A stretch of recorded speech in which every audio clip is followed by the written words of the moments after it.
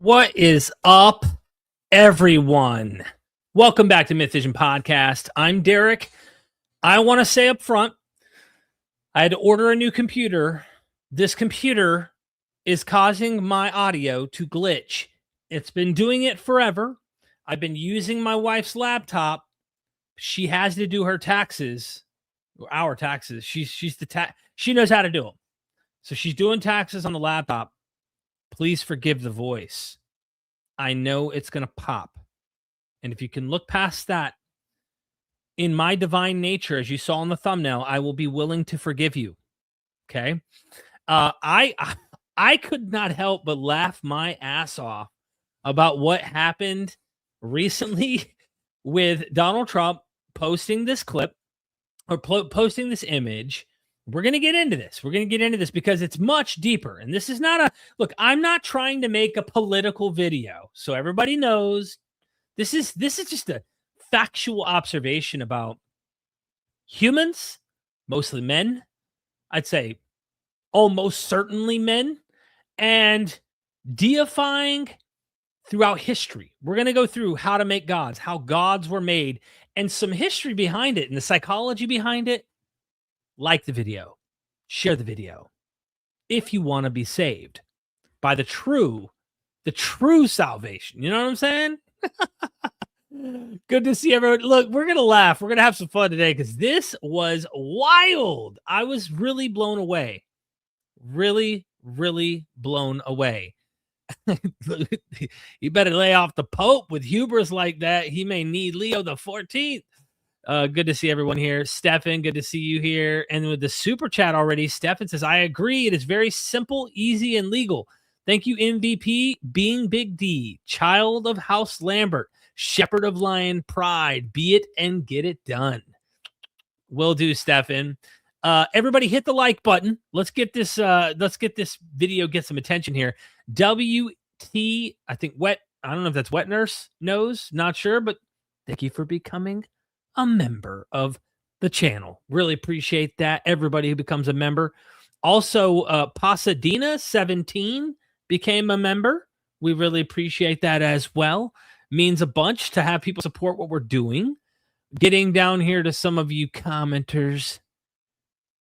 Let me see. You have another live you have to watch. You know, the lives are recorded. So if you feel like you want to interact with me along the way, you can. If you feel like interacting with someone else, you can always watch it later if necessary. Great day of Mars to all. Good to see you, Emery, Baron, David. Much preferred Derek Jesus to the orange one. Oh, this is live. Nice. Explain the strange historical things to my sponge-like brain. Yeah, you know, something came to mind right away. And I knew.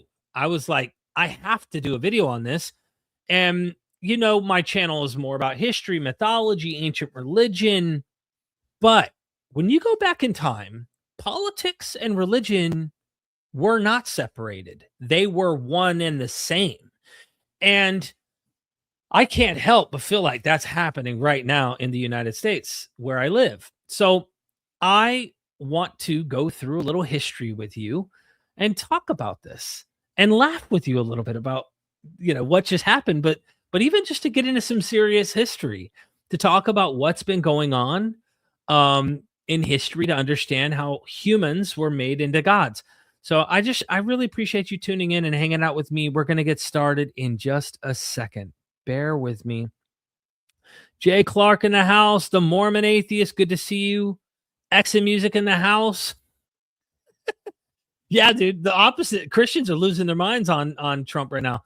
I'm talking about the more fundamentalist kinds, right? Oh, this is blasphemy. And it's like, so I did a funny little runoff with my thumbnail, which everyone I think saw when you clicked this video. I wasn't kind of expecting it. Yep. Cheers, folks. Jay Clark, Maria in the house. Good to see you. Blue, the edit of the original picture circulating on Reddit are pretty funny. Yes. Being driven by the madmen. Welcome, Ali. Good to see you. All right, check it out. We're going to get into this. I just wanted to give at least the people who want to come hang out a chance to tune in. And I put together a little something so I don't lose track of where I'm at. And it's going to be how. Oh, let's stop sharing that for a second and just get back to this. How to become a god. It's easier than you think. So I'm going to have to try and multitask here because I got slides in StreamYard. I've got other things off StreamYard that I have to do. Let's see what happens if I hit over. Okay. Here we are, right? Everybody saw this image? Look at that image. Really, really look at that image, right? This is right here, a Red Cross worker in the middle. That guy in the middle, that's a Red Cross worker right there, if I've ever seen one. You know what I mean? Let's pause for a second and actually go to the video footage because this is hilarious. Actually, more than the footage, we need to look at the actual original video image. So this is the image on the right, okay? If you look carefully at that image, you're going to see a lot of details on there that are clearly religious symbology, okay? He is Jesus Christ in the middle, rocking that red flannel, you know what I'm saying? He's got the angels in the heavens behind him. He's the biggest on the screen. We'll get into some of the ancient images, art of the ancient world to show you how some of the kings depicted themselves when they were gods, by the way. And all of the other humans are smaller. They look up to him, okay? You have all of the symbology there that is perfect for a mythos under a particular group of people who might be drawn to this kind of imagery. You would think, maybe he thought this was like good. I mean, I do think there are some supporters who literally, this guy could do anything. He could do anything. And they would likely find a way to somehow make it good or support it or defend it, okay?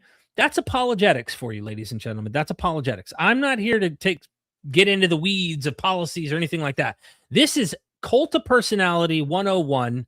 There's just no way to get around what's going on here. We're going to quote some scholarship here in just a moment. I mean, specialist on this issue, but a lot of Christians are losing their mind.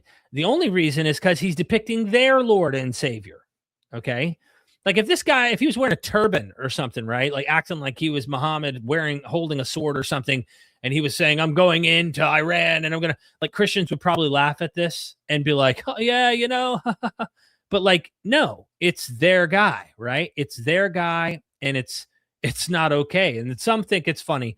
But what's funnier is when we play the actual clip. When we play the clip of him being confronted, here's what he has to say. Mr. President, did you post that picture of yourself depicted as Jesus Christ? Well, it wasn't depiction. It was me. I did post it, and I thought it was me as the doctor. And hold on. It was him as a doctor. That's a doctor over there on the right. It had to do with Red Cross, as a Red Cross worker there, which we support. And only the fake news could come up with that one. So. Don't you love it? The Red Cross on the right, ladies and gentlemen. He's got the Red Cross hanging out with him. You know what I'm saying? He's the doctor in the middle. He's just, rocking the Red Cross, doing this thing. Fascinating to watch in real time. I just heard about it, and I said, how did they come up with that? Hold on. How did they come up with the fact that he's Jesus Christ? I mean, everyone is an idiot if they look at this image and think that he's Jesus in this image with angels behind him and the heavens opening up, right? And clearly the glowing bright light from his hands, like he's laying his hands upon someone to heal him, right? Duh. It's supposed to be me as a doctor making people better. And I do make people better. I make people a lot better. As an example, the 11th. Hold on. Enough of that, okay? I just had to give you that. Now let me show you something here. This cracks me up. All right. Let's do a little side by side. I can't help it. All right. So he just got done talking about being a doctor. All right. We got him here looking like a doctor. Here's a doctor, a Red Cross doctor. Okay. Come on, man. Even the vice president doesn't agree with him. The vice president's like, nah, I think he was just being funny, like just doing a humorous thing. And it's like, really? Okay. So I wanted to show you a few of these things before we actually get into how to become a god, because anybody can do it. All right, let's go back to the presentation slides that I have. I'm going to remove that. Okay, here we go. Now, all right. You look at the image, right? We all saw it. The divine light behind the head, the healing hands glowing with power, the adoring crowd gazing upward, the military presence, the national symbols. Every single element in this image follows a formula that is over 5,000 years old. Tonight, I'm going to walk you through that formula, step by step, culture by culture, from the oldest civilization we know of, all the way to what's happening right now, as you can see on the screen. And by the end, you're going to spot it everywhere, anywhere you might recognize this, because this isn't ancient history. This is a living, breathing pattern that humans keep on doing, ladies and gentlemen. They keep repeating it, and most people have no idea that they're participating in it. And here's something that might stop you cold, right? This is a map of the exact land that the first king we have in Mesopotamia that claimed to become a god in his life. Most kings, by the way, after they died. So here we are. The very first Mesopotamian human being who declared himself a living god, not after death, but while still alive, ruled in a place called Akkad. Akkad is in modern Iraq, right there next to Iran. Same region, though, okay? Right now, as we speak, the largest American military buildup in the Middle East since 2003's invasion of Iraq is underway in that same region. U.S. forces are conducting operations in Iraq, Iran, and Syria, the ancient lands of Mesopotamia, where the recipe we're going to talk about tonight was invented. The man whose supporters are generating AI images of him as a divine healer is waging war in the exact land where human self-deification was born over 4,000 years ago. I'm not saying that means anything mystical. I'm saying the geography is the same, the pattern is the same, and the human impulse is the same. History doesn't repeat, but it rhymes. And tonight you're going to hear the rhyme, okay? It's not identical. That's what I mean by repeat. It does repeat in a sense. But before we go any further, let me be clear about what this stream is not, okay? Most people need to understand, all right? Not every admired leader is a cult leader. Not every religion is a personality cult. Not every sacred symbol is authoritarianism in disguise. There are genuine heroes, genuine spiritual experiences people have, and genuine leaders who inspire people without manipulating them. What I'm interested in tonight is the machinery, the specific set of tools that get used across cultures and centuries to elevate a human being to divine status. Once you see the machinery, you can decide for yourself when it's being used honestly and when it's being used to control people. That's all I'm asking you to do tonight. Learn to see the machinery. Before we get to the case studies, we need to understand why this happens. This isn't just history. There's real science behind why humans keep turning other humans into gods, okay? Max Weber, I believe you pronounce it Weber, the father of charisma theory. The sociologist Max Weber, writing in the early 20th century, identified 3 types of authority that humans recognize. Traditional authority, we do it because we've always done it. Kings, tribal elders, inherited power. Rational legal authority, we do it because the rules say so. Constitutions, bureaucracies, elected officials. And then there's charismatic authority. We do it because this person is extraordinary. Weber defined charismatic authority as, and I'm quoting him, a certain quality of an individual personality by virtue of which he is set apart from ordinary men and treated as endowed with supernatural, superhuman, or at least specifically exceptional powers or qualities. These are not accessible to the ordinary person, but are regarded as of divine origin or as exemplary. And on the basis of them, the individual concerned is treated as a leader. That's the clinical definition of what we're talking about tonight. A person gets treated as though they have divine or supernatural qualities. Weber said this happens in every culture, in every era. It's not a bug in human psychology. It is a feature. All right, now we're going to move to our next slide. Sigmund Freud. Everybody knows a little bit about this guy or has heard him in passing. Freud tackled this in his 1921 book, Group Psychology and the Analysis of the Ego. He argued that in group settings, followers replace their own ego ideal, their internal standard of who they want to be, with the leader. The leader becomes the embodiment of everything the follower wishes they were. Once that substitution happens, criticism of the leader feels like an attack on the follower's own identity. Cult mentality. This is why followers of charismatic leaders react to criticism not with rational counter arguments, but with emotional defensiveness. You're not attacking their leader, you're attacking them.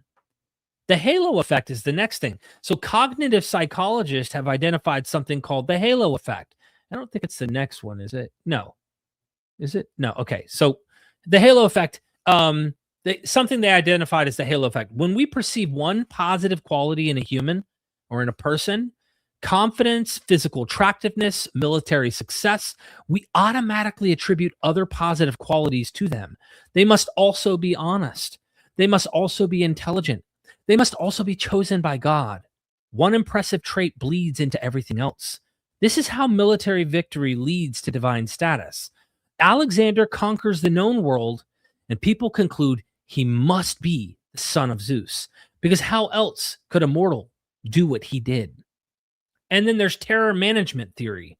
Psychologists Sheldon Solomon, Jeff Greenberg, and I'm going to butcher this, Tom Pyszczynski, I'm not sure if it's Pyszczynski, developed terror management theory based on the work of Ernest Becker. The core idea: humans are the only animals aware of their own mortality.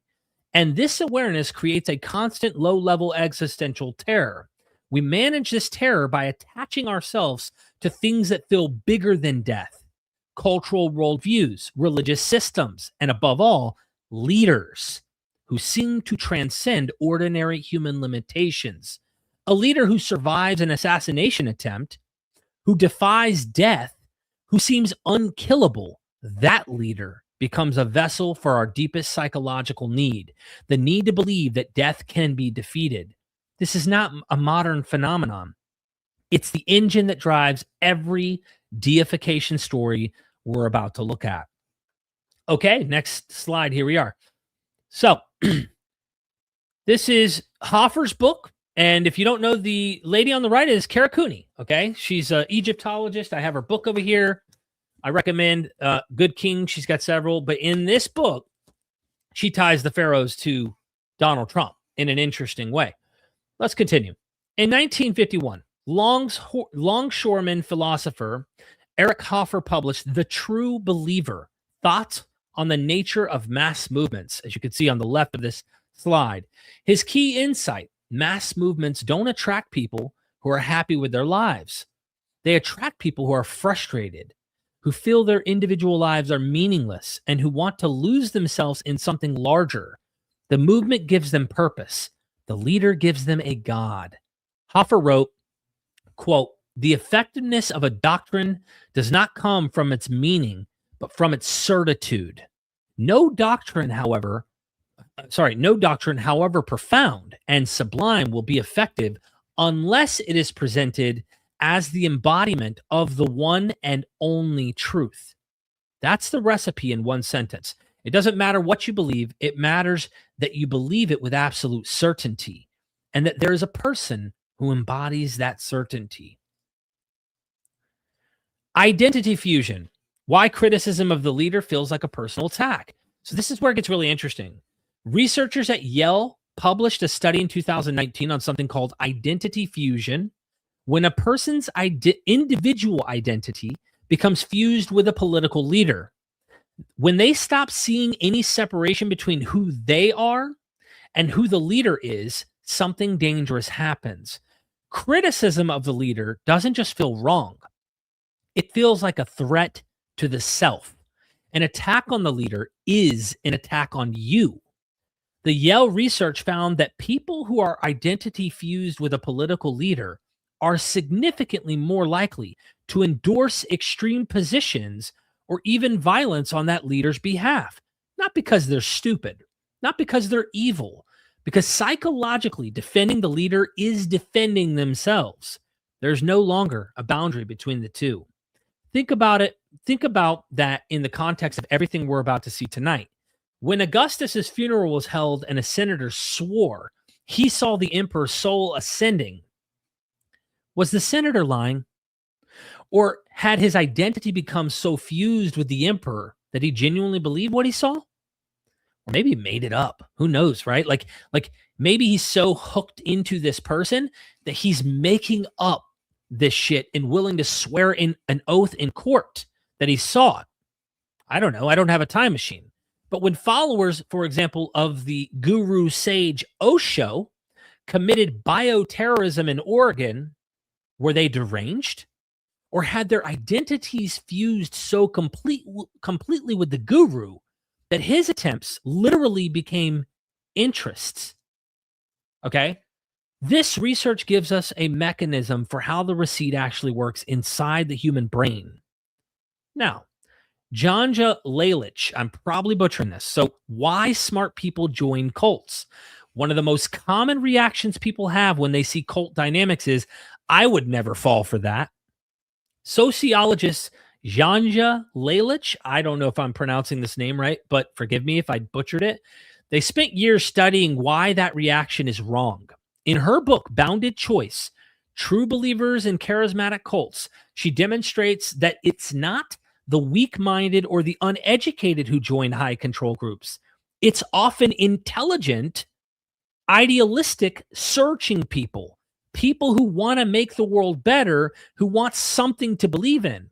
Lalich argues that cults create what she calls a bounded choice, a system where every available option leads back to obedience. The follower isn't choosing freely, but they feel like they are because every alternative has been closed off. The information is controlled. The social environment is controlled. The emotional consequences of doubt are controlled. Within that bounded system, staying loyal isn't irrational. It's the only option that doesn't result in losing everything: your community, your purpose, your identity.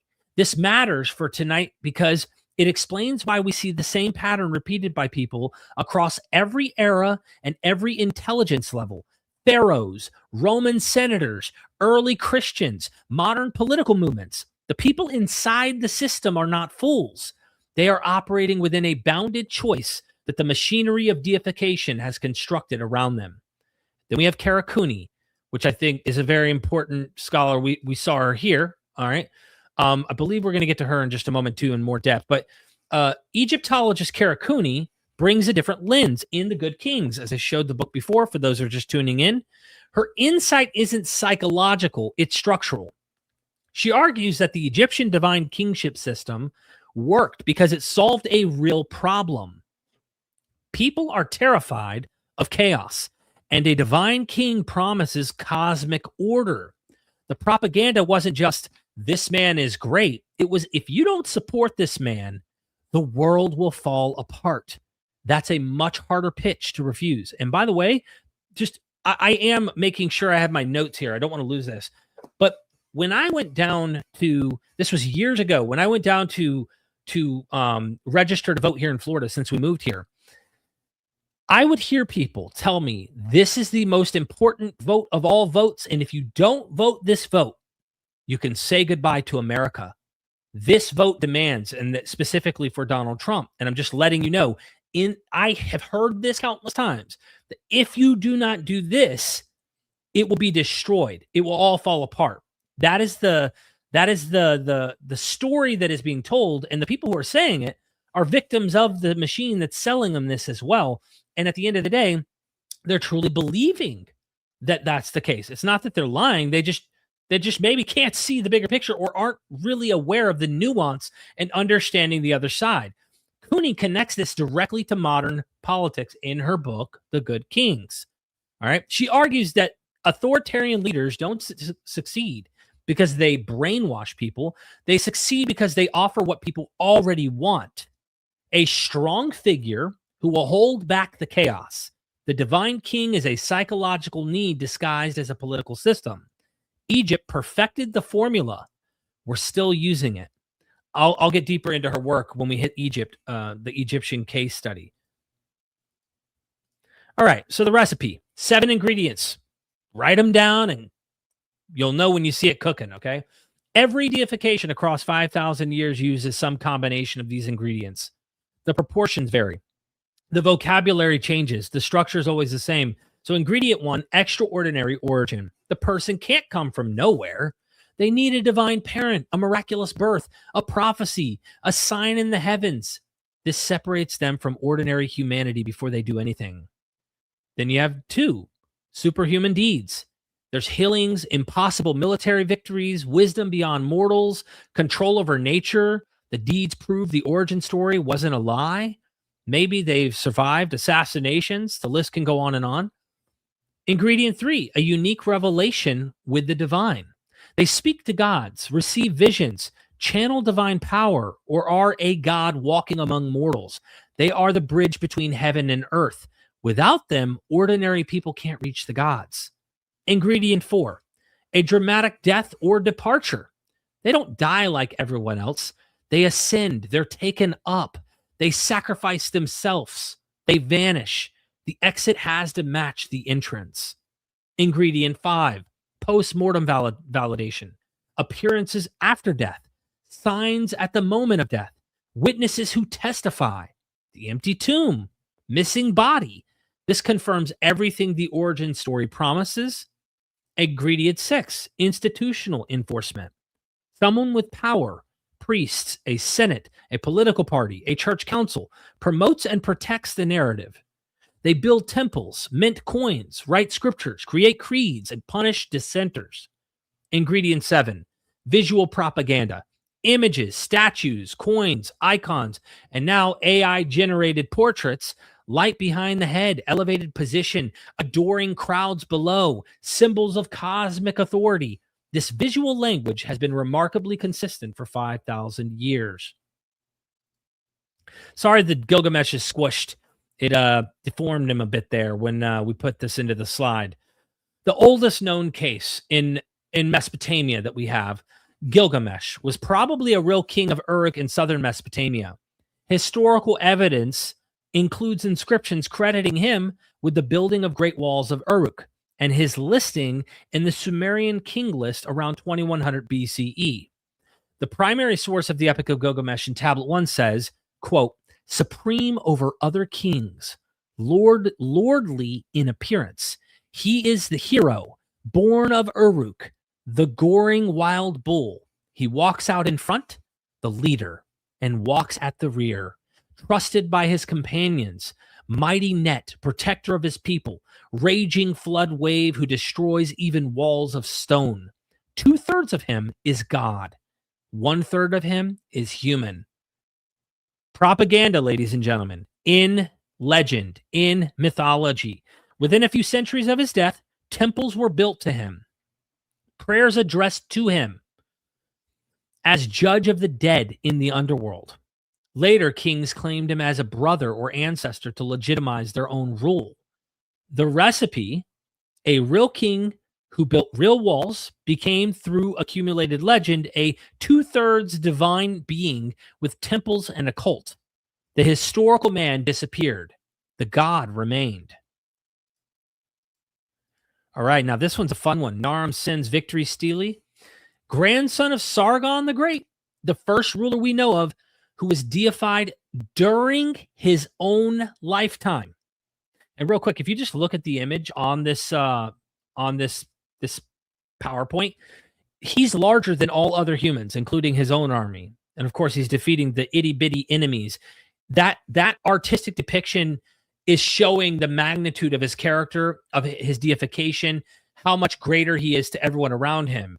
Might I remind you, just even this AI art, which maybe he didn't think this technical about it, but this AI art on the right, look how big he is compared to the people beneath him looking up to him in admiration. You can see the size, the difference is massive there.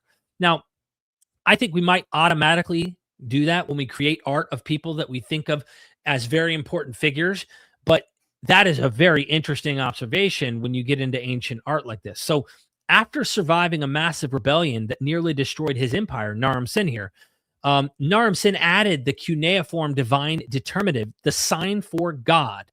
It's a dinger before his own name on official inscriptions.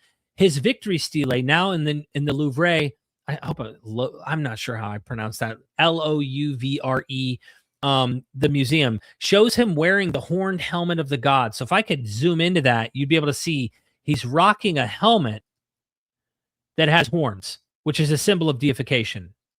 All right. Towering over his soldiers, ascending a mountain toward divine stars. And if you look at the stele, of course, the elevated position, the divine headgear, the smaller figures looking up at him, cosmic symbols above. So you can see the solar, the celestial symbols that are at the top of this stele. And of course, look at the actual image again of this magnitude of Donald Trump being larger than life, larger than the rest of the humans, and this hero divine type figure. All right. It's, to me, look, this would be an awesome thing just to study, even if Donald Trump himself didn't post this image. Okay. Just to show his own followers are viewing him this way. The fact that he posted it, then wants to bullshit people and tell us that, oh, I was just doing a Red Cross thing. I thought I was a doctor. That's silly. Okay.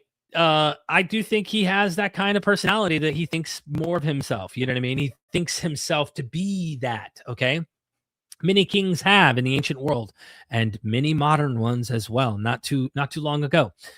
Even contemporary ones. North Korea still has this deification kind of process, but we'll get into that in just a bit. All right. So the visual grammar is identical across about 4,200 years. So we have this backlash that happens, like we're seeing right now in the media from Christians and others, of him deifying himself, Donald Trump. Naram Sin self-deified. But there was backlash. The curse of Agade, a god, I'm not sure how you pronounce this word, Agade, and the price of self-deification. So here's what happens. And this might be the most important part of tonight's stream, okay? After Naram Sin's reign, the Akkadian Empire collapsed. The Gutians, Gutians, Gutians, invaded from the mountains. Everything fell apart. And a devastating literary text was composed afterward called The Curse of Agade. This poem, written during the Ur III period, roughly a century later, blames the entire catastrophe on Naram Sin's hubris, specifically his desecration of Enlil's temple at Nippur. The gods responded to his arrogance by unleashing the Gutians as divine punishment. The empire that produced the first self-deified king was destroyed because its king reached too high. So the king before him, after he died, people venerated him. He became a god. This guy did it during his lifetime, and then a serious catastrophe happened where outside tribes come in and destroy them. And what are the odds? You know, it's like the higher you are, the harder you fall. Kind of the bigger you are, the harder you fall. He has his self-deification, and next thing you know, catastrophe hits. So poems are now written about this guy who's breaking the tradition. So that primary source, by the way, is from 2100 BCE. And to paraphrase it, the poem describes pretty much how Naram Sin, frustrated that the gods were not responding to his prayers, attacked the temple of Enlil in Nippur, smashing its gates with axes and looting its treasures. In response, Enlil summoned the Gutians from the mountains like a great swarm of locusts to destroy the Akkadian Empire. The city of Agade was cursed so that it would never be inhabited again. This is the first anti-deification polemic in human history. The message: when a king declares himself a god, the real gods destroy him. Now, here's where it gets really interesting for anyone who grew up with the Bible. All right. The hubris narrative. A human reaches for divine status and gets catastrophically punished.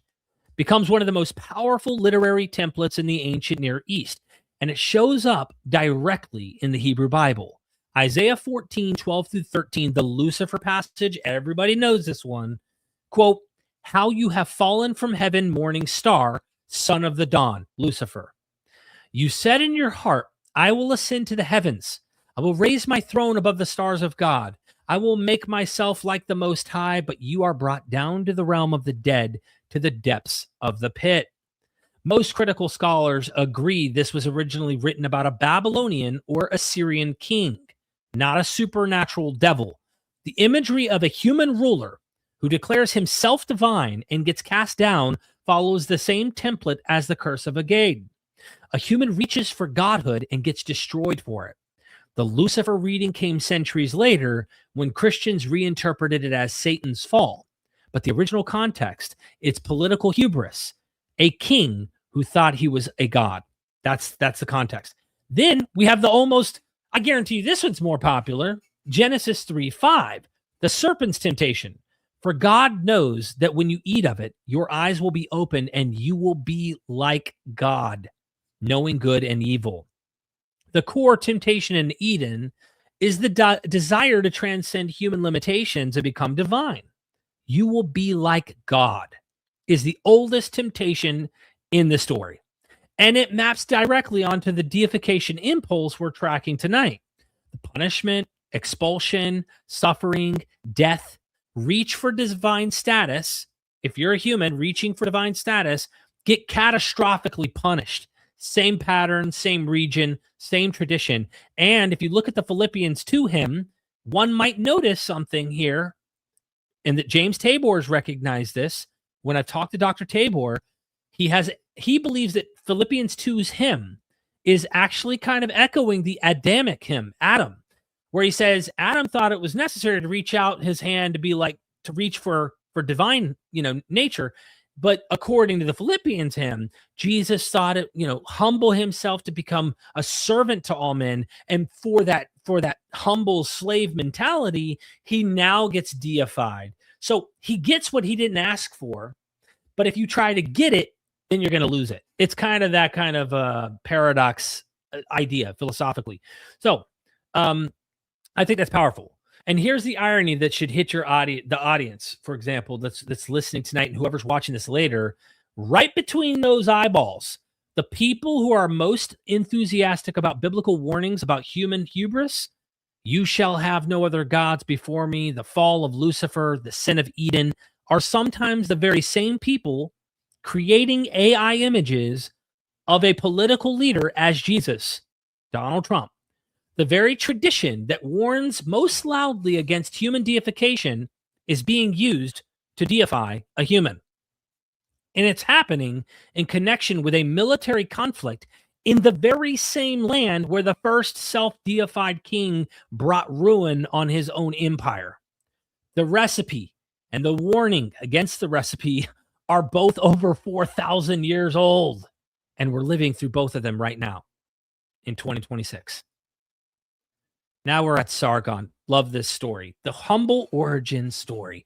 2,334 BCE. Sargon's birth legend, preserved on cuneiform tablets, goes like this. And this is just a brief spot that I think is necessary. Quote, my mother was a high priestess. My father I knew not. My mother, the high priestess, conceived me in secret. She bore me. She set me in a basket of rushes with bitumen. She sealed my lid. She cast me into the river, which rose not over me. A child of mysterious divine origin, placed in a basket on a river, rescued and raised to become the greatest king the world had ever seen. The story was written down centuries after Sargon's death. Now compare Moses in Exodus 2, placed in a basket of bulrushes, set on the river, found and raised to become a great leader. Romulus and Remus, exposed as infants, rescued by a she-wolf, founded in Rome, of course. The chosen child of destiny narrative is the oldest ingredient in the recipe, and it's found in Persia. There's all sorts of different stories like this. It's in India. I mean, it's all over the world, from Greece, you name it, okay? Pharaoh.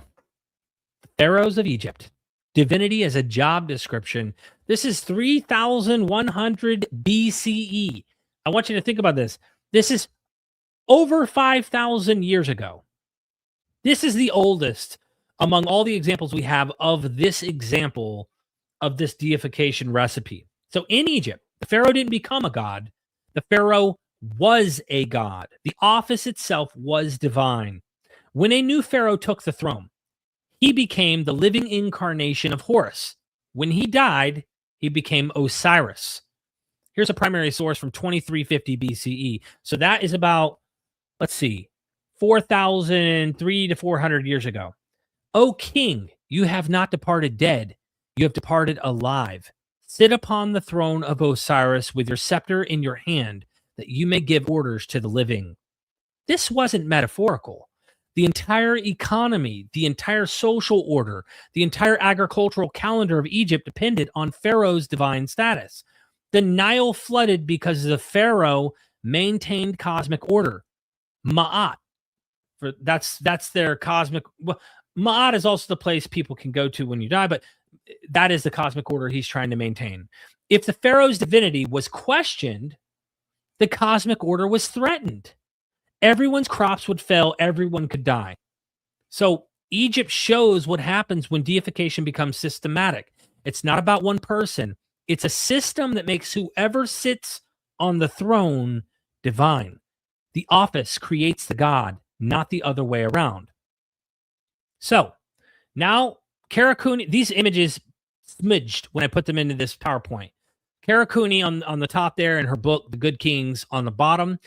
Egyptologist we brought up earlier tackles this head on in her book, The Good Kings, Absolute Power in Ancient Egypt and the Modern World. She published it in 2021. Her argument is that the Egyptian system wasn't just ancient history. It was a propaganda blueprint that still operates today. She examines 5 pharaohs, Khufu, Senwosret, I'm probably butchering that, Senwosret III, Akhenaten, Ramesses II, and Taharqa, and shows how each one used the machinery of divine kingship to consolidate power and how each one required the population to buy into the myth in order for the system to function. Kuni's key point, and this is the critical one for tonight's show, is that the Egyptian system worked not because people were stupid, but because the propaganda was genuinely sophisticated. It tied the king's power to cosmic stability, agricultural success, and national security. The pharaoh maintained Ma'at, cosmic order. If the pharaoh was strong, the Nile flooded on schedule. The crops grew, enemies were defeated, and the gods were pleased. If the pharaoh was weak or challenged, chaos could follow. People accepted divine kingship because the alternative felt like the end of the world. She draws explicit parallels to modern authoritarian leaders. Her argument is that we keep falling for the same formula because the underlying psychology hasn't changed. We want to believe that a strong leader can hold back chaos. We want someone who seems bigger than human to stand between us and the things we're afraid of. The Egyptians built pyramids to prove their kings were gods. We build media empires, rally stages, and some of us build AI-generated images of our king, and he posts them on Twitter. Self-deification. Kuni also makes a point that that's directly relevant to what we're talking about tonight. Egyptian kings who were objectively terrible, who overtaxed their people, lost wars, or were personally cruel, still received divine honors because the system demanded it. The office was sacred regardless of who occupied it. The individual didn't make the office divine. The office made the individual divine. Once the system is in place, it runs on autopilot. It doesn't need the person to be exceptional. It just needs the person to sit in the chair. She also highlights the narcissism built into the system. These kings commissioned colossal statues of themselves, had their names carved on every available surface. Ramesses II literally carved his name over other pharaohs' monuments, and demanded that their achievements be remembered forever. The scale of self-promotion was staggering, and the population funded it, built it, and believed in it, because the alternative to the population, to the system that we've been living in, was unthinkable. If you want one book that connects ancient divine kingship to modern strongman politics, her book right here, The Divine King, The Good Kings, let me get myself full screen here, is one worth reading. Absolute Power in Ancient Egypt and the Modern World. Highly recommend you get this book. All right. She goes into this. So an interesting little wrinkle into this is Imhotep, originally a real human, the architect who designed the first pyramid for Pharaoh Djoser, Djoser, around 2650 BCE. He was also a physician. After his death, his reputation grew for roughly 2,000 years. By the late period, he was worshipped as a full god of medicine. The Greeks identified him with their healing god Asclepius. Temples were built. Pilgrims came seeking cures. A real architect became a healing god through nothing more than the slow accumulation of legend. Now, everybody knows Alexander the Great, conquering your way to godhood, 356 to 323 BCE. Here's a primary source from Plutarch. He says, when Alexander arrived at the oracle of Siwa, the prophet of Ammon gave him salvation from the god as from a father. Interesting. After the oracle at Siwa greeted him as the son of Ammon Zeus, Alexander increasingly presented himself as divine. He demanded proskynesis, prostration, ladies and gentlemen, from his followers, a gesture reserved for gods and Persian kings. He wanted yes men, people who are going to be on his side, support whatever he tells them to do. Does that sound familiar? Now, the other primary source, Arian, the Anabasis source, says that Alexander should have been not altogether human, as indicated by the fact that he was born on the very night the temple of Artemis at Ephesus was burned, and that no one was able to extinguish the fire because all the priests were attending Alexander's birth. The supernatural birth narrative was retrofitted after his conquests, made him seem superhuman. His achievements came first. The divine origin story was constructed afterward to explain them. That's how the recipe usually works in practice. When he died at 32 years of age, his body was hijacked by Ptolemy and taken to Alexandria, where it became the centerpiece of divine cult that lasted for centuries. Romulus, the Roman resurrection template. The tradition says it spans back to 750 BCE. This one is critical because the structural parallel to Christian resurrection accounts is very close. Primary source from Livy. After performing these immortal deeds, while Romulus was holding an assembly of the people near the Goat's Marsh, a storm suddenly arose with loud claps of thunder and enveloped the king in so dense a cloud that he was completely hidden from the sight of the assembly. From that moment, Romulus was no longer on Earth. Romulus disappears, ladies and gentlemen. Then a single eyewitness, a senator named Julius Proculus, comes forward. Proculus Julius declared that Romulus had descended from heaven and appeared to him. Go, said Romulus, and tell the Romans that it is the will of heaven that my Rome should be the capital of the world. Let them practice the art of war.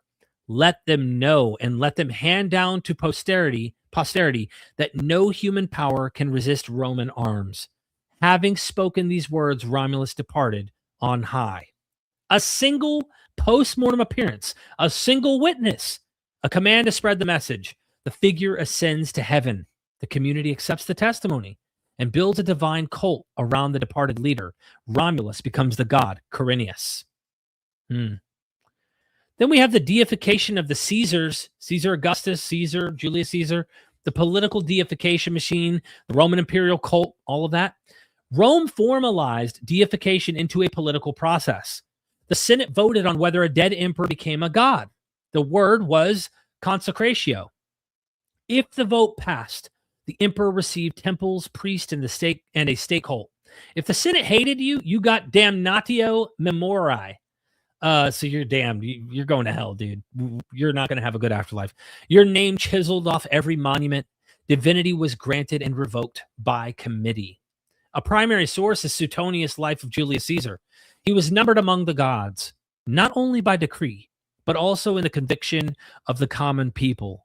For at the first games given in his honor by his successor Augustus, a comet shone for 7 successive days, rising about the 11th hour, and was believed to be the soul of Caesar, who had been taken to heaven. A comet appears. Augustus declares it's Caesar's soul ascending. The Senate votes him divine. Divus Ilius. A temple is built where his body was cremated. And now Augustus can call him Divi Filius, son of the divine one. Literally son of God. Suetonius in Life of Augustus says, an ex-praetor actually declared it on oath that he had seen Augustus's spirit ascending to heaven through the flames of the pyre. A senator swears under oath that he saw Augustus's soul rising through the funeral flames, just like Proculus swore he saw Romulus ascend. The eyewitness testimony of ascension was a standard element of the Roman deification process. It wasn't spontaneous. It was part of the protocol. And if you're looking for the book on this, the freaking book is this book right here, Resurrection and Reception in Early Christianity, by none other than Dr. Richard C. Miller, who tackles this. Oh my gosh, this book is super, super good. And you know what's crazy? It's only like 200 and something pages. Is it 200 something? Man, it doesn't even break 200. It's like 180. But this is like a 600 page. It's so dense. I mean, I read books all the time. And some of these books are 500 pages and I blow through them and it's easy to read. This is deep and it's full of information. Like, really got to get it. Okay, getting back to this here. So you got a senator swears under oath, right? We did that. So you have the self-aware ones knew it. Vespasian on his deathbed says this, literally, oh dear, I think I'm becoming a god. According to Suetonius' Life of Vespasian 23. So he's dying and he's already becoming a god. He's like saying the same thing. The trope is there. The machine is there. He understood the recipe perfectly and could joke about it because he knew deification was a political act, not a supernatural event. So Antinous is the lover, if you will, of Hadrian, right? This is an extreme case. Hadrian's young lover drowned in the Nile. Hadrian was devastated. He used his imperial power to deify the boy. A teenager with no accomplishments whatsoever. Temples were built across the empire. A city was founded where he drowned. Games were held in his honor. More surviving statues of Antinous exist than of almost any other ancient figure. A teenager became a god because the most powerful man in the world loved him and had the power to make it happen. Wow. Clearly not our modern sensitivities. Then you have the Prian inscription, right? This one's going to hit different for anyone who grew up in church and hasn't heard about this. So in 9 BCE, a decree was issued this is a 9 BCE stone inscription. This is before Jesus, all right? It was issued in the Roman province of Asia, resetting the calendar so that the new year would begin on Augustus's birthday, where we get the month of August, okay? The inscription found at Prian reads, quote, since province has ordered our life in a divine way, and since the Caesar, through his appearance, has exceeded the hopes of all former good news, surpassing not only the benefactors who came before him, but also leaving no hope that anyone in the future would surpass him. And since for the world, the birthday of the god was the beginning of his good news. The Greek word used there for good news in this inscription is literally evangelion, gospel. That is the exact same word the New Testament uses for gospel. The good news of a divine savior ruler whose birth would change the world and reset time itself. That language was being used for Augustus decades before anyone thought or wrote a gospel about Jesus. This doesn't mean the gospel writers copied the Prian inscription verbatim or even that specific thing. It means they were writing in a world where this language already existed for divine rulers. When Mark opens his gospel with the beginning of the good news of Jesus Christ, Son of God, his audience had heard that kind of language before. It was the language of empire. The early Christians took the empire's vocabulary and applied it to their guy instead. By the way, before we move to the next guy, that word first appears in Paul's epistles. If we take the consensus view that Paul's letters are the earliest, he's the one using it. He uses emperor languages of the emperor coming in, like meeting him in the air. That Thessalonian, Thessalonian. We always talk about the rapture episode where they're supposed to meet him in the air and bring him in. This is like escorting the emperor into the city. That is the language that is being used by Paul when he talks about that rapture stuff. All right, next one. Here we are. Jesus, right? Everybody knows this guy. We should. So the recipe in Jewish context, first century. I don't need to belabor this one, okay?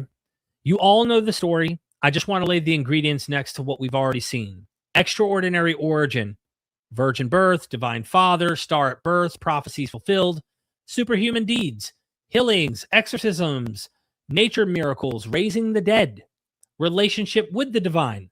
The Father and I are one. Dramatic death, cosmic signs at crucifixion, darkness, earthquake, temple veil torn, post-mortem validation, resurrection appearances, empty tomb, ascension into heaven, institutional enforcement. Church councils decided which gospel survived. Constantine legalized and favored Christianity in 313. Theodosius made Nicene Christianity the official religion of the empire in 380 AD. The dissenters were declared heretics and their books were burned. Visual propaganda, Byzantine icons, crucifixes, cathedral mosaics, stained glass, Renaissance paintings, 2,000 years of visual reinforcement. And that's that little small image in the bottom beneath the Jesus wearing the crown of thorns. There's like a collage of different things from stained glass to mosaics to the crucifix and all of that stuff. Here's what's interesting from my own project research. The author of Luke Acts, when describing Paul and Barnabas in Lystra, Acts 14, shows us that the author himself understood how this works. Paul heals someone, and immediately the whole town tries to sacrifice to Paul and Barnabas as Zeus and Hermes. The text acknowledges how naturally the deification impulse operates. Do a miracle, and people start building an altar. We got this modern day Benny Hinn and all of these TV gurus who have powers that can heal, and the Holy Ghost can help them do all of that. People are practically worshiping these TV pastors and preachers. The same goes for political figures. The same goes for religious figures. It's the same recipe. You know what I mean? Every ingredient that made Gilgamesh, Alexander, Caesar, and Augustus into gods is present in the Jesus tradition. The question isn't whether the recipe was used. It obviously was used. The question is whether you think this time it describes something that actually happened, or whether the pattern tells you something about how humans process extraordinary figures. I lean into the latter. I think that there's a lot of inventive nature going on by people who are writing stories about Jesus. Now we get to an interesting character that a lot of people overlook. But because of my recent interview with M. David Litwell, which launched this morning, if you watched it, you'll be a little bit aware of what's going on there. Maybe you've read some of this. From the same scholarly material I work with, M. David Litwell observes, quote, according to Acts, the Sumerians deified Simon due to his wondrous works. The Simon of Acts does not, however, deify himself, end quote.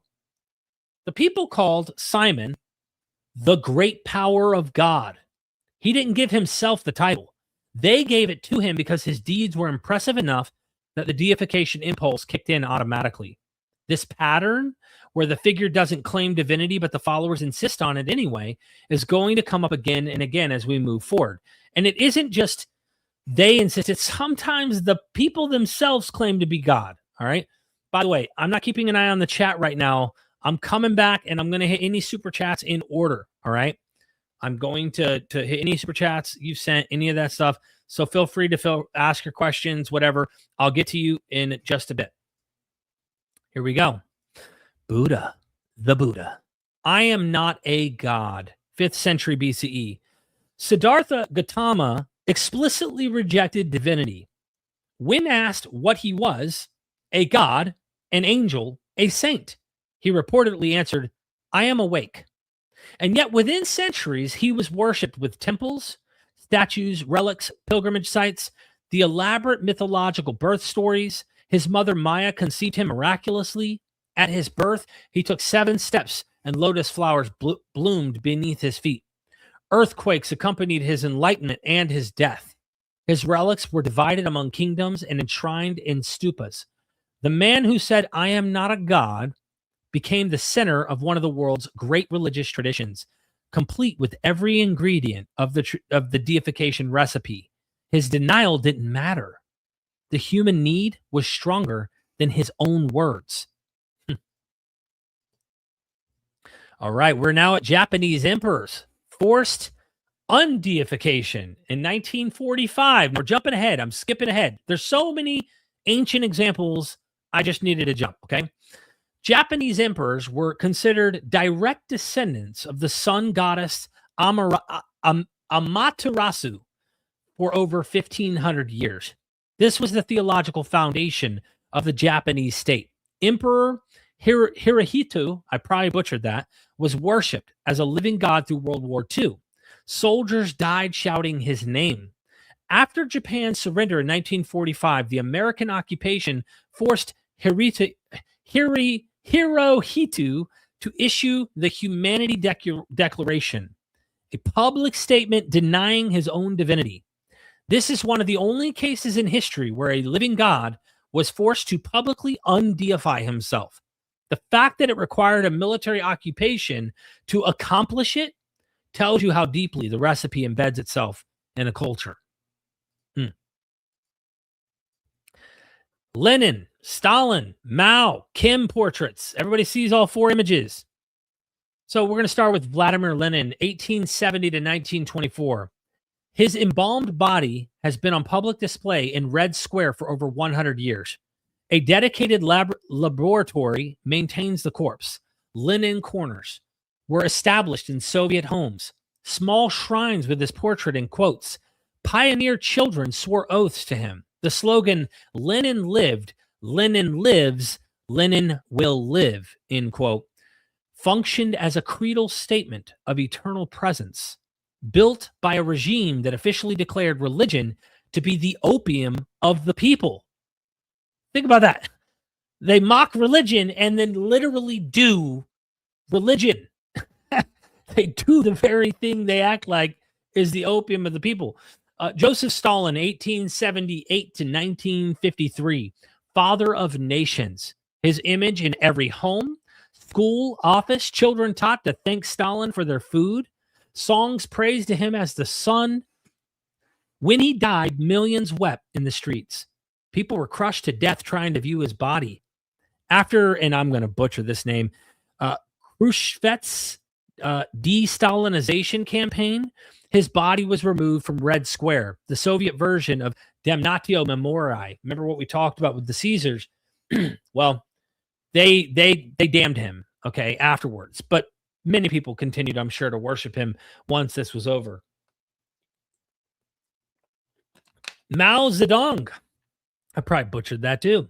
By the way, if anyone doesn't know, I'm not the greatest at pronouncing words sometimes, but I'm trying. The little red book functioned as scripture. Mao badges worn by nearly every Chinese citizen. Loyalty dances performed before his portrait every morning. Political enemies punished as heretics. After death, that's crazy. After death, his embalmed body placed on permanent display. An atheist regime built a religious cult in everything but name. Wild.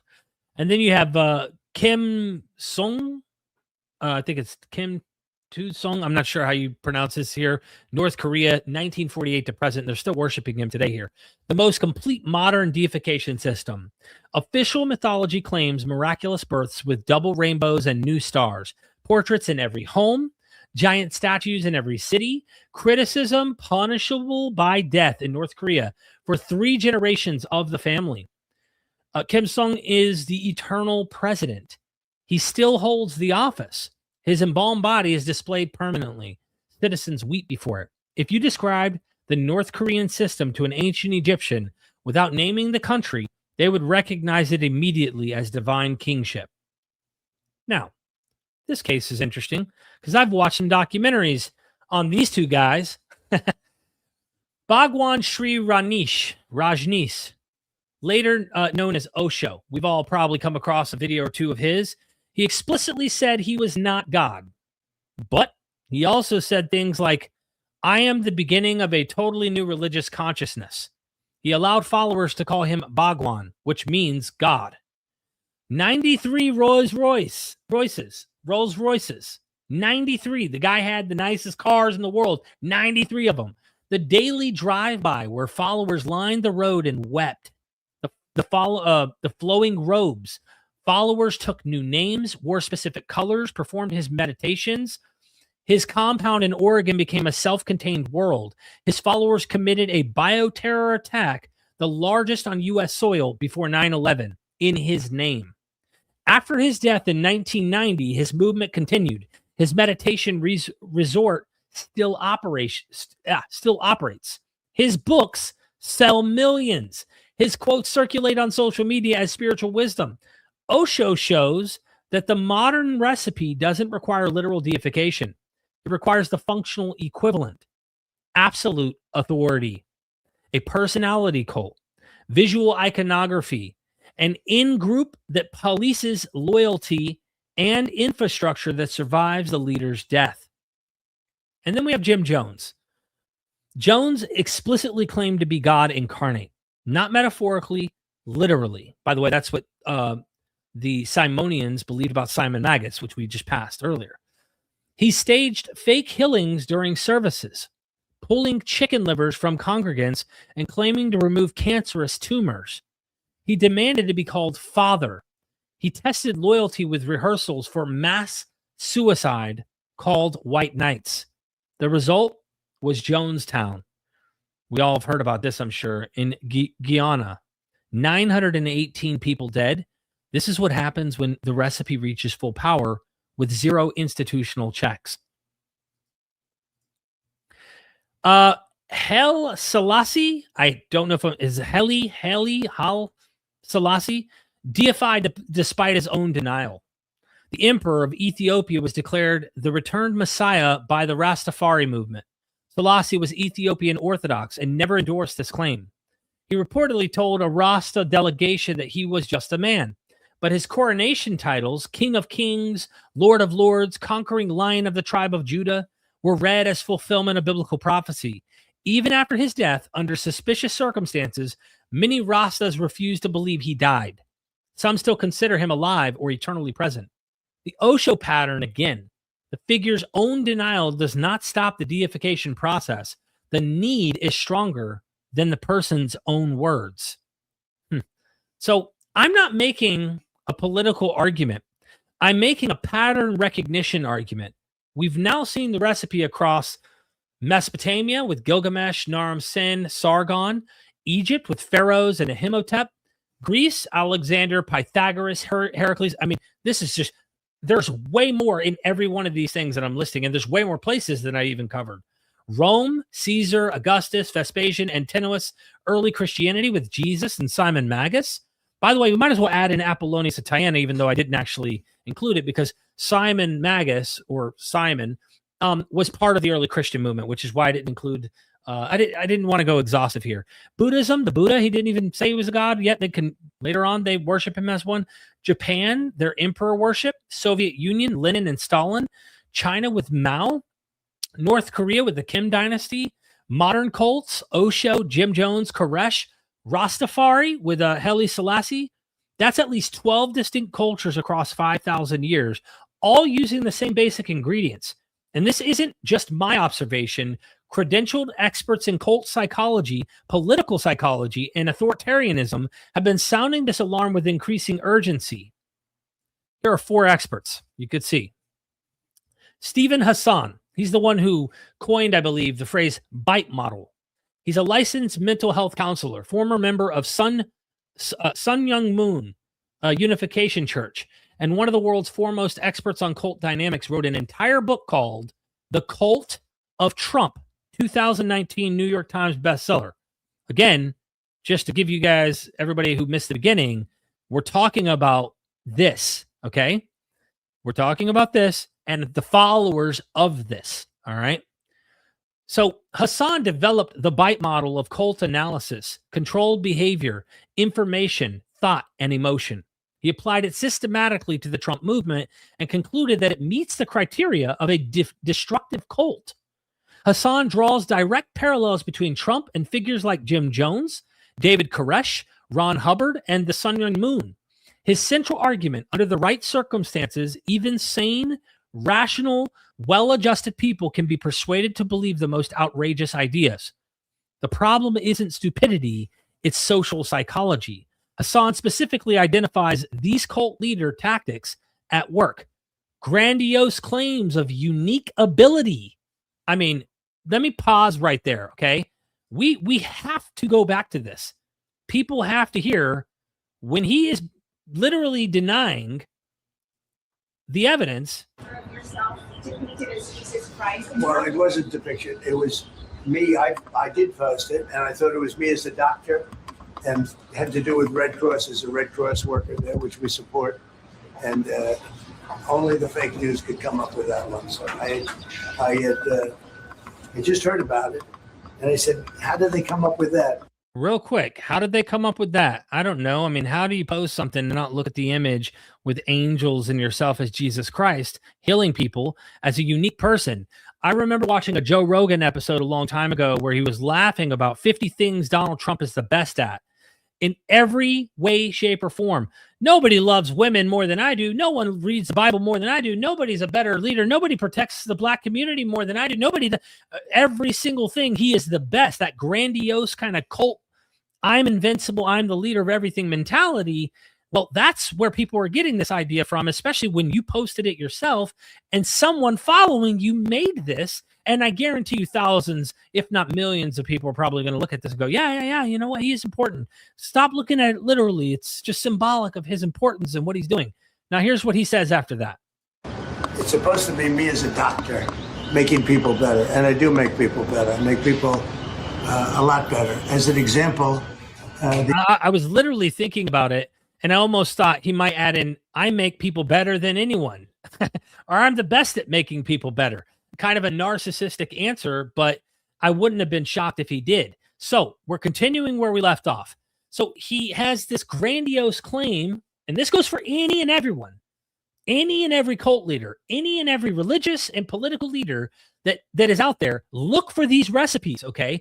Claims of unique ability, sowing confusion so followers can't trust outside information, demanding absolute loyalty, creating alternative facts and realities, shunning and belittling critics and ex-believers, and cultivating an us versus them mindset. Every one of those tactics appears in the deification case studies we just walked through tonight. Then we have Robert J. Lifton, a psychiatrist at Columbia University, one of the most important scholars of totalitarianism and thought reform alive today. Author of Thought Reform and Psychology of Totalism, endorsed Hassan's analysis directly. Lifton wrote, quote, "There is a growing recognition of an important cult-like element in Donald Trump's many-sided destructiveness," end quote. Lifton later published his own book, Losing Reality, on cults, cultism, and the mindset of political and religious zealotry, which examines how cult dynamics operate in political movements. Then you have Philip Zimbardo, the Stanford psychologist, famous for the Stanford prison experiment that we've all heard. If you haven't heard of that, you should check it out. And the author of The Lucifer Effect, Understanding How Good People Turn Evil, also endorsed the cult analysis, calling Hassan's work, quote, "a brilliant analysis of a unique modern phenomena," end quote, and pointing to the coercive control techniques at work. Then you have Bandy X. Lee, a Yale psychiatrist who edited The Dangerous Case of Donald Trump, 2017, a collection of essays by 27 mental health professionals, organized a public warning about the psychological dynamics of the movement. The book argued that mental health professionals had a duty to warn about the dangers they observed. What's critical here is that these aren't partisan commentaries. All right, they're not partisan commentators. These are credentialed professionals in psychology, psychiatry, and cult recovery who are applying the same analytical frameworks they used on Jim Jones, David Koresh, Osho, and other cult leaders. They're not saying, I don't like this politician. They're saying this matches the diagnostic criteria we've been using for decades. And that brings us back to the image on the screen. As you can see, that's almost like a silhouette in a sense in the background here.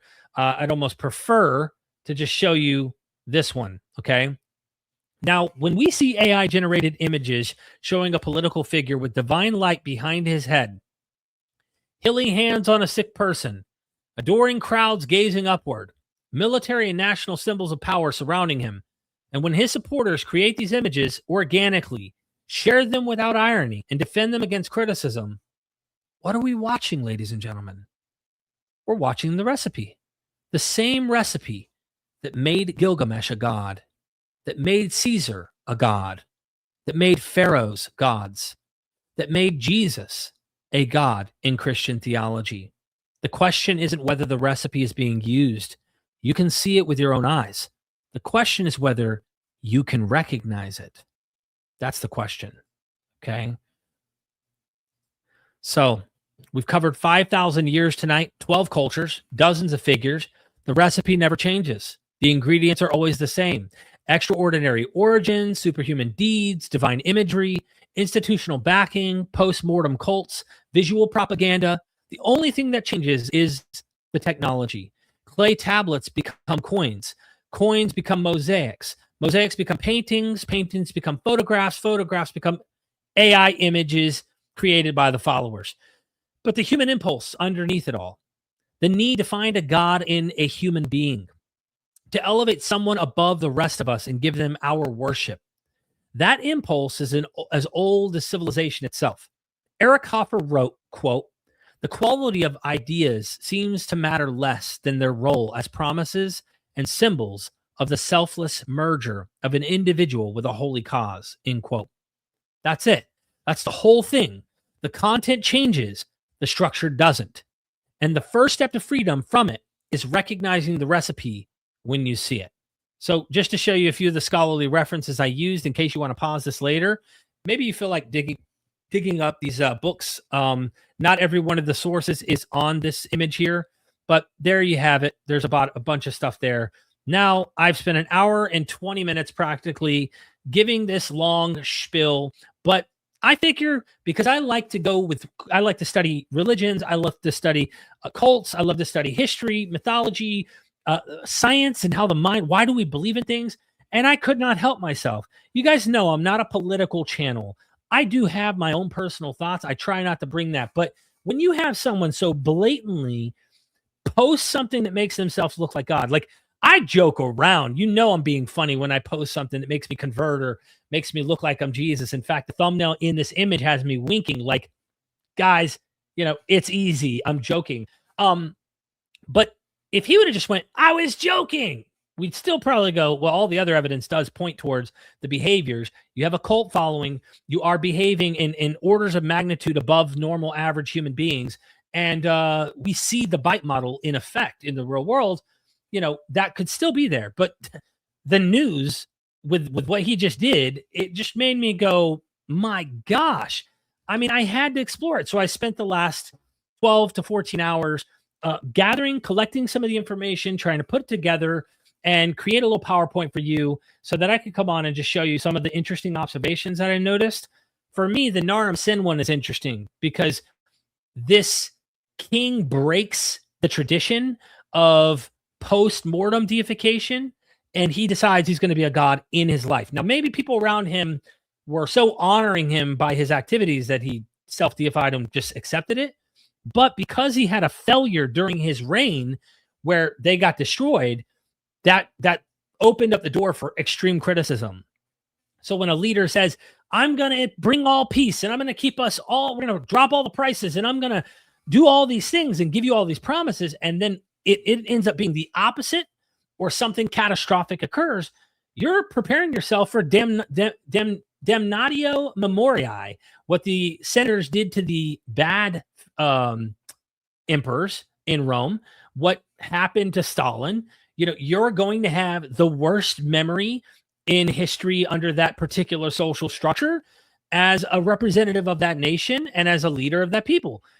I don't know what to do. This is above my pay grade. I don't know what to do about such a system. All I know how to do is this nobody, regular dad and husband and father of 3 kids, and just learning and reading scholarship online, is to try my best to just give other people the tools to see it so that they can be careful and cautious and hopefully self-reflective, and they don't fall prey to Jim Jones types, to religious and political cults that cause them to be so blind. And I think it's just unfortunate. It's unfortunate. So I was forced to have to do this. Had to. All right.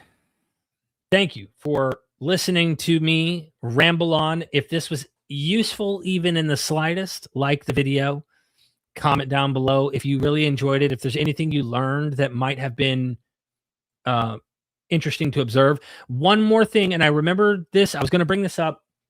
I did a video called The Deadly Myth That Women Should Be Controlled. Absolutely must watch. I saw a Taliban being interviewed by another Muslim apologist on Twitter.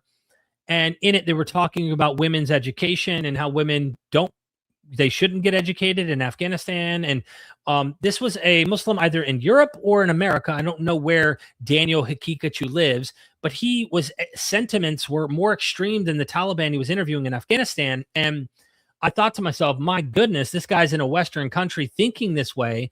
And the guy in Afghanistan said, hey, you're more extreme than I am. And he says that, ultimately that women should not, and all these horrific things. There's a myth about women. One thing I noticed in this short research is you don't find women in this list, right?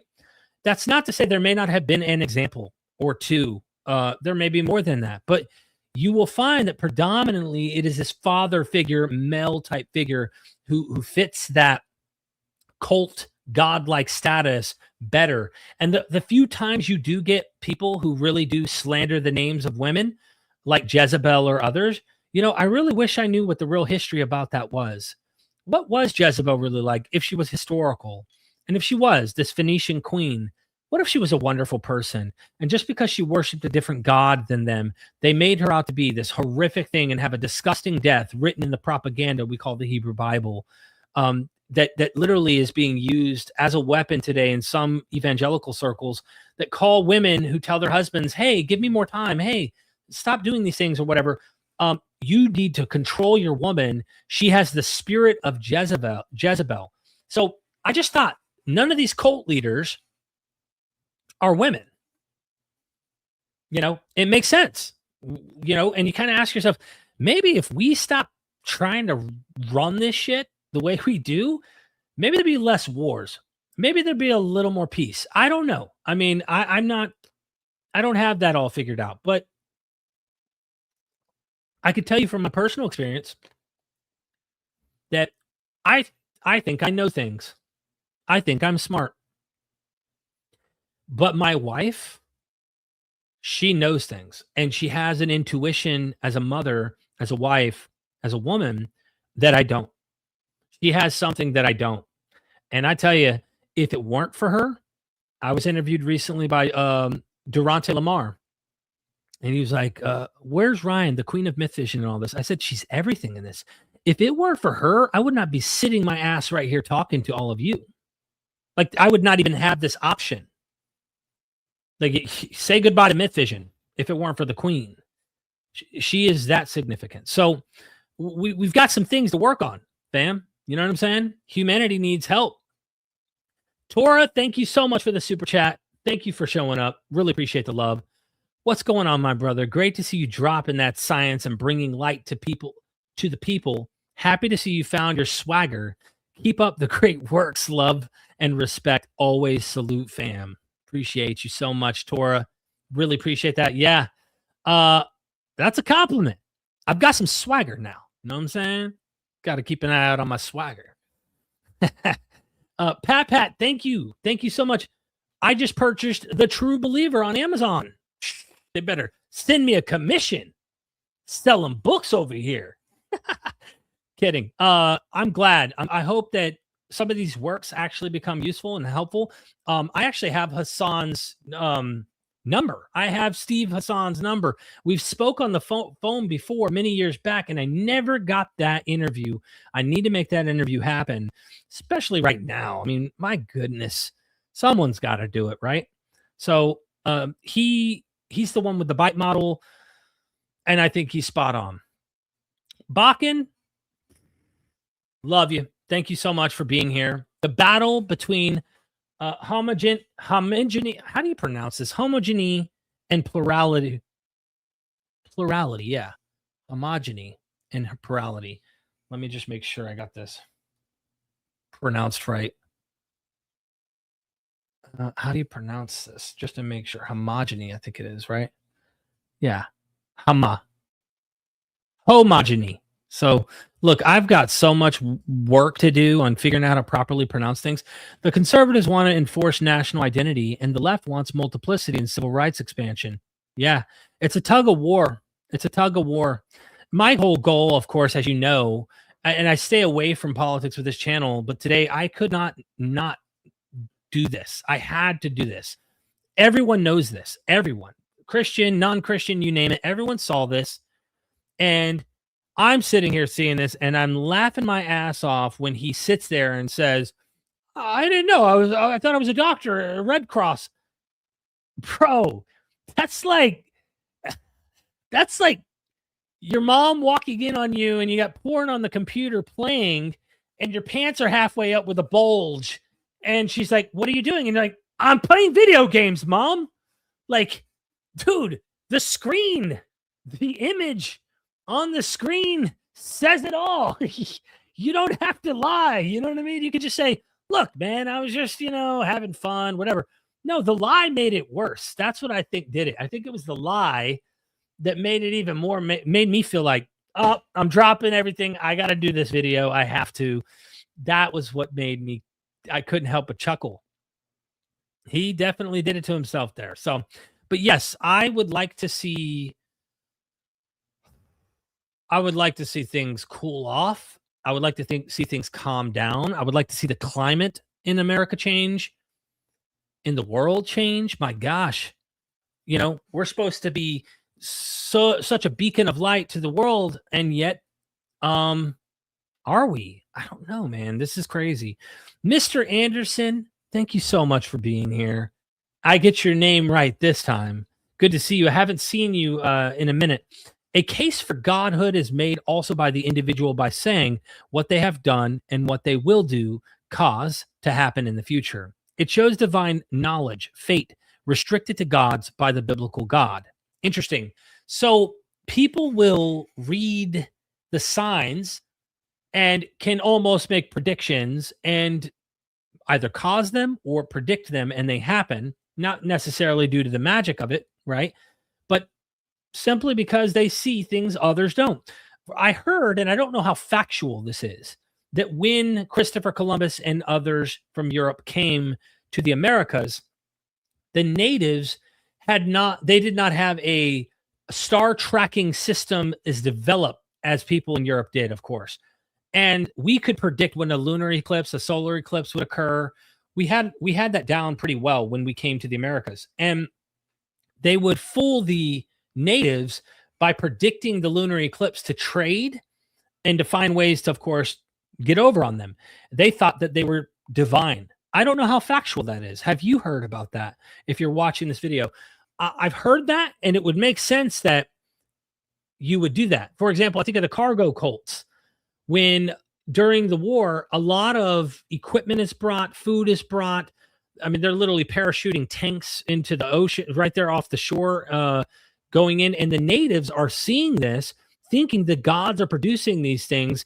And they developed entire religious systems around these things. It's a fascinating research. And it's like almost contemporaneous. Like, it's very, very close to us in history to see how humans have invented and created these superstitious kind of beliefs about it. But I do think it goes way, way back. You get this, like, even in ancient Mesopotamian stuff, There's prophecy there, predictive capabilities of people there. So you have self-fulfillment prophecy where you can say something's going to happen, but you make sure it happens. You have Vaticanium ex eventu, someone who's writing propaganda after the fact, assuming the prophecy's already happened. And then you have those who just make a guess. Like, I could make a prediction about something, and if it happens, then I am right. I'm a prophet. We see failed prophets too in the Bible, with Ezekiel making prophecies about Tyre.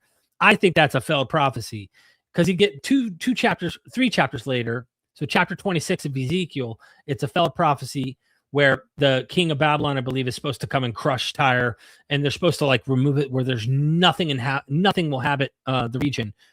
And of course, that's not true. And then 3 chapters later in Egypt, he does a prophecy, and God says, because what happened didn't happen with Tyre, I'm giving you Egypt. And that didn't happen either. So it failed, and then it failed. Go read it. Chapter 26 and chapter 29. Pull out a commentary. You'll be pretty impressed, I think, by it. Mr. Anderson, I think your intuitions are absolutely right. And so if someone can guess properly in the setting of authority, couched within a system where prophets might exist, or couched within a system where they're supposed to be respected and honored, if they make a predictive prophecy, whether it's a negative one and it comes true or a positive one and it comes true, you're setting yourself up right for a system where people are going to continue to repeat that cycle and believe and reinforce that system. I question the whole system here, Anyways, thank you for that super chat. Let me make sure I got everybody here. Yeah, thank you. Yeah. I 100% think so too. I think so too. I don't want to leave anybody. Facts. God. It's wild. You know what the wildest part to me is how the people who are diehard apologists for him are turning on him. That's what really gets me right now. Seeing, we're sitting here going, yeah, you see it now. Let's get the fire extinguisher out before it's too late here. Bakken, again, thank you for the super chat. Do you want to help me write my pseudo gospel, Magistan, the Third Republic? It's a sort of Satyricon, LOL. I've already worked on a birth narrative. Oh my gosh.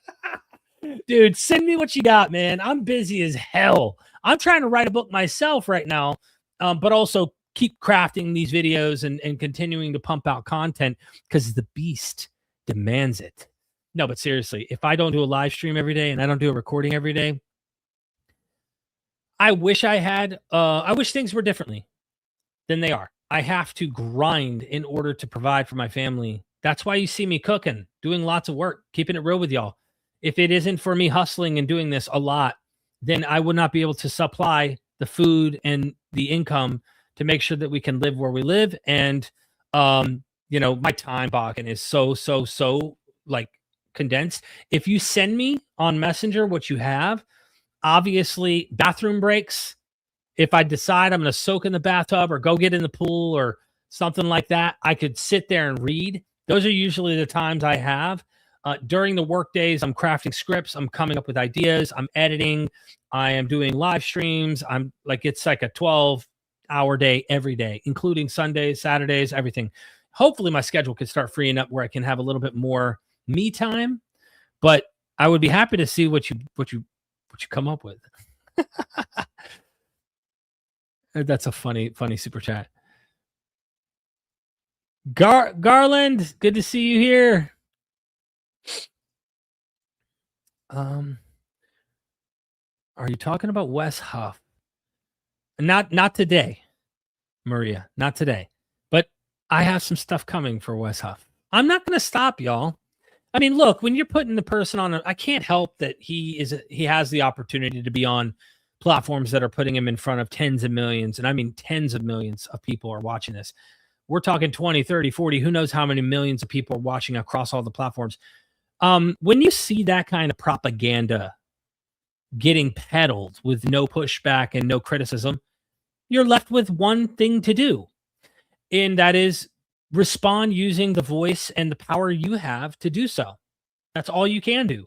So I'm going to use my platform the best I can in hopes that some people who are going to be looking for what Westhoff is saying and go, is he right?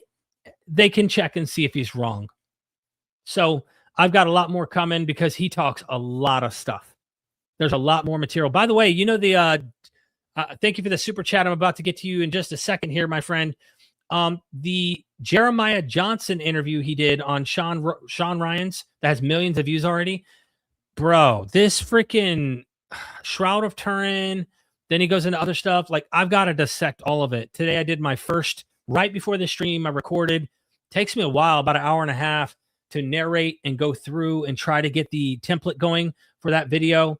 The second part's going to get into a lot of the manuscript stuff. The third part, I'm doing a 3-part respond just to Jeremiah Johnson's stream with Sean Ryan. The third part's about resurrection and getting into this. Ooh, that guy knows how to work a room. He knows how to sell a product, okay? And I am going to, as politely and as factually as I can, you know, go right to the BS, hoping that people will pay attention.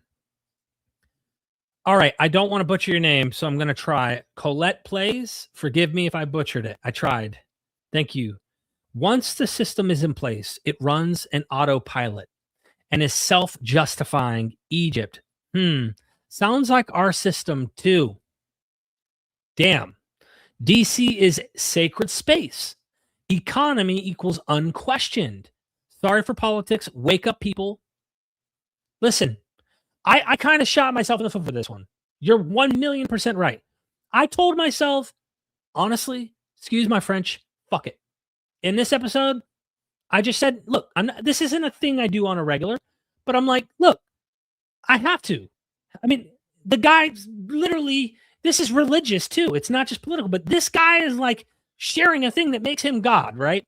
1,000,000%. And in fact, I don't know if you were around, in The Good Kings, Karakuni, who's an absolutely amazing human being. Me and Ryan went and visited her in California, and we got to go and stay at her house and hang out with her and other Egyptologists she had around. What an awesome, like, down-to-earth human being she is. Welcoming us into her house. We recorded courses with her. We already have one course out, by the way, on MVP-courses with her, and she goes into Genesis creation in Egypt. We're planning on editing and getting out resurrection theology in ancient Egypt, which is far older than Christian theology. But in this book, she actually discusses that very issue. It's even got like colored picture. It's very, very nice. Here's another one. Another very pretty pieces of art.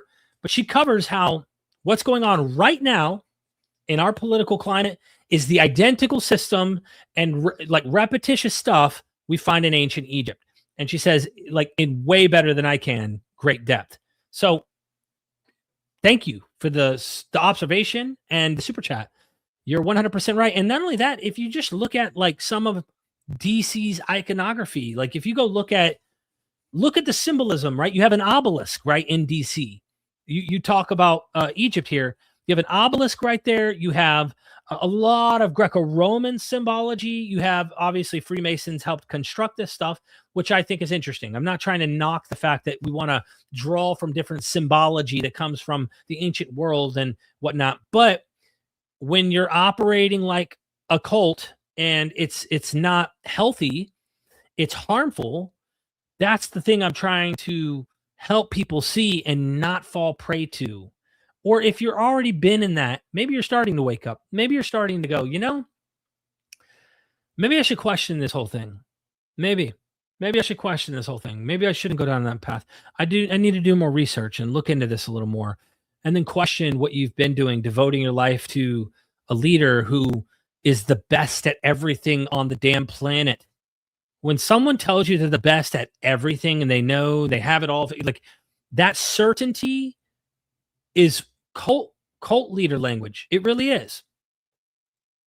Stefan, thank you so much for that super chat. You are a lion with a voice of lamb. Lambert is my last name. Well done. How much help you need for your project? You're the one that will find the truth. Help you need with your project. What project? I'm always doing projects. Stefan, feel free to email me. I'll tell you this. I do create documentaries. Like if people want to fund a project, it helps me put together and craft and script and devote, because I pay editors to edit my documentaries as well. So that costs money. But if you have like, there's an interest project that people are interested in, they say, hey, I'd like to see this visually nailed in a really good, video for these ideas that I find, I am always open to project funding like that, because I could not afford it myself to make those things happen.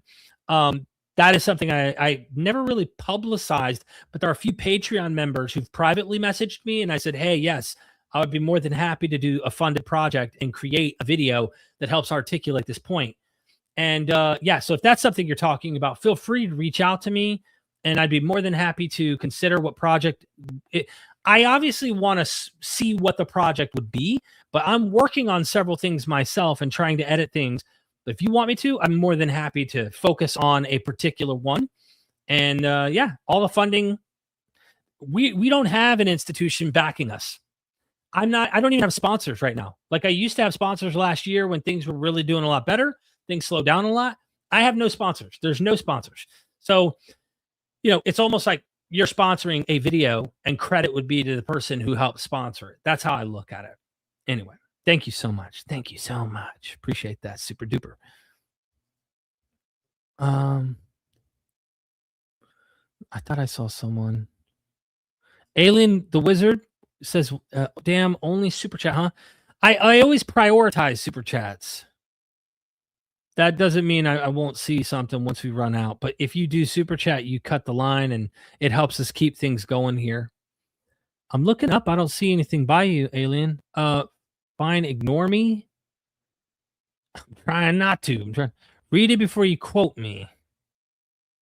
Funny thing is, the biblical God is like it say on screen in every shape and form is actually Enlil from the Anunnaki story. Almost 100% of things said and did by God is actually Enlil, the son of. Specifically, I don't think it's a 1-to-1 correlation. I do think that the traditions we find of Enlil, Ea, Enki, the sneaky, intelligent deity with Adapa and Adam and Yahweh, I think there is definitely shared Mesopotamian tradition there where these earlier gods and their tropes are being passed along, but I don't really read them as alien stuff. I know that I have friends who do. I don't personally go that route, but either way you slice it. There you go. I didn't ignore you. I just figure I would make sure I address some people. I don't mean to ignore anyone. All right, look, I am going to go get some food, and because even Yahweh repented of destroying mankind when he smelt the barbecue that Noah had cooked. No, but seriously, thank you, Robin Webster. Thank you for the positive compliments. I can use them. I'm human too. I don't have the same hubris level. I don't have that thick skin that some people, sorry, my brain went on repeat mode for some weird reason. I'm very much human, and I feel things, and I very much, wear my heart on my sleeve, and it means a lot to see support. Really, really appreciate it. It's not about alien stuff. It's literally the same thing, except it's more literate. Literate. Yeah. I think it's literate like the older stuff's literate, except it's written down much later, of course. I think we would agree on that. Bakken says, love you, brother. Bless you and your family. Bakken, love you too. Thank you. Bless you, my friend. Really appreciate you. Alien, love your work. Love your work, though. Thank you. Deborah says, thank you for this. Thank you so much. Thank you for everybody who showed up. Feel free to share this with a friend. It does help us on the platform. YouTube, here's the recipe for YouTube. When people like what you're doing, they comment, they like, they share. YouTube rewards the videos for that. Now they have a hype option. You can even hype videos that you want to see more people get attention of. There's different ways you can do this to try and help a channel grow. But that's why if you ever watch my live streams, I don't mean to annoy you all with the remembering of like, did you like this video already? Did you subscribe and did you share it? That's not my goal. I'm not trying to irritate you. I'm just trying to remind people, hey, just hit the like button real quick. It does send signals to the algorithm gods. Hey, people want to see this. I will recommend this video to more subscribers from that channel. That's why you could see someone with 300,000 subscribers and they might only have 150 live. The videos depend. Sometimes I'm having 500 live. Sometimes it's 80 live. Sometimes it's 250 live. It depends because the interaction and the interest in the video depends on how much YouTube's going to send it out to my subscribers. I don't know why it does it that way, but that's the way it does it. Juanita, thank you. Just thank you for this video. Thank you. I think we all saw it and laughed and thought, somebody's full of shit. You got to keep it real. Derek is indeed the bread of life containing hash oil and shroomies. He is the medicine we all need.